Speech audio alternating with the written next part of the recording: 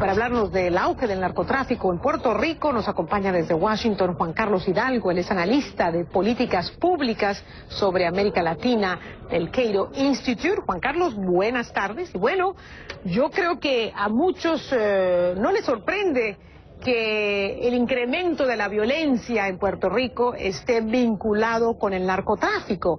Pero cuando uno piensa en narcotráfico en la zona, no piensa necesariamente en Puerto Rico. ¿Qué está pasando en la isla?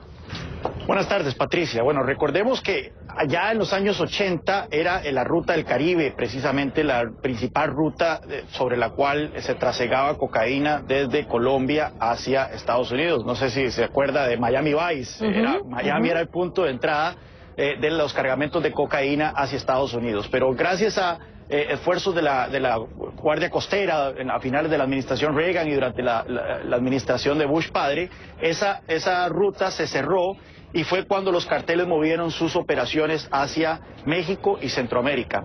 Bueno, ahora con la presión que se ha estado poniendo en estos países, principalmente en México, lanzamiento de la frontera sur de Estados Unidos, ahora estamos viendo que la ruta del Caribe otra vez se está reactivando. Es el famoso efecto del balón, el efecto globo. Cuando se aprieta a un lado, los carteles se mueven al otro. Cuando se les aprieta ahí, se devuelven donde estaban antes. Entonces ahora estamos viendo efectivamente, no solo en Puerto Rico, sino también en las Islas Vírgenes estadounidenses, en República Dominicana, un aumento bastante significativo en el crimen relacionado al narcotráfico. Y tengo entendido que la actividad de estos grupos está concentrada en algunas poblaciones de Puerto Rico, más que es una actividad generada allí en San Juan.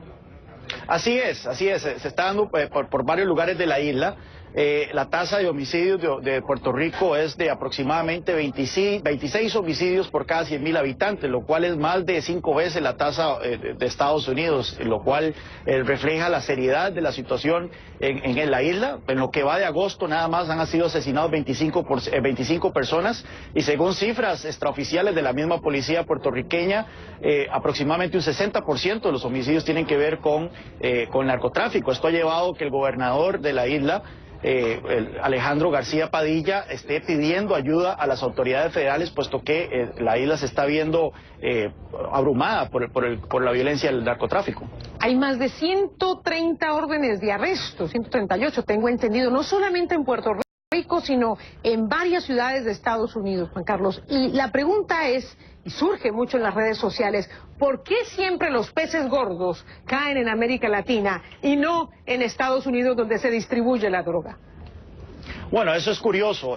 Hay varias teorías. ¿Por qué la droga efectivamente genera tanta violencia justo cuando llega la violencia cuando llega a la frontera con Estados Unidos? Pero una vez que cruza la frontera con Estados Unidos, vemos que la violencia desaparece. Las drogas no, las drogas continúan. No es que la droga se evapora.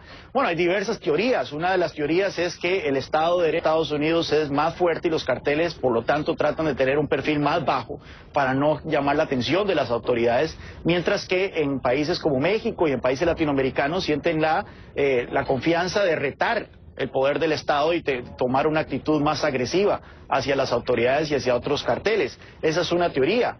Otra teoría es que existe cierto tipo de... una teoría un poco más conspiratoria, es que existe cierto tipo de actitud de las autoridades estadounidenses de tratar de evitar de que la violencia tome lugar aquí en el territorio estadounidense y prefieren que tome lugar en América Latina. Lo curioso de este caso de Puerto Rico es que estamos hablando de un territorio estadounidense. Claro. Recordemos que es un estado asociado, cuenta con instituciones policiales, protección del gobierno federal, que lo hacen más fuerte que el país tradicional de América Latina, por lo cual esto demuestra que el poder de los carteles es bastante alto. Pero uno pudiera asociar estos puntos de tránsito de la droga en lugares de repente donde la persecución es más laxa, pero en Puerto Rico, donde como tú muy bien dices, se está hablando de territorio estadounidense, ¿es que han bajado la guardia o no tienen suficiente personal? ¿O hay también otra teoría, mucha corrupción? O sea, hay la posibilidad de que miembros de las autoridades estén vinculados con estas actividades. Sí, hay que ver que hay varios factores. Por un lado, efectivamente, los carteles nuevamente están redirigiendo sus esfuerzos a traficar droga por el Caribe, luego de muchos años de concentrarse en Centroamérica y México.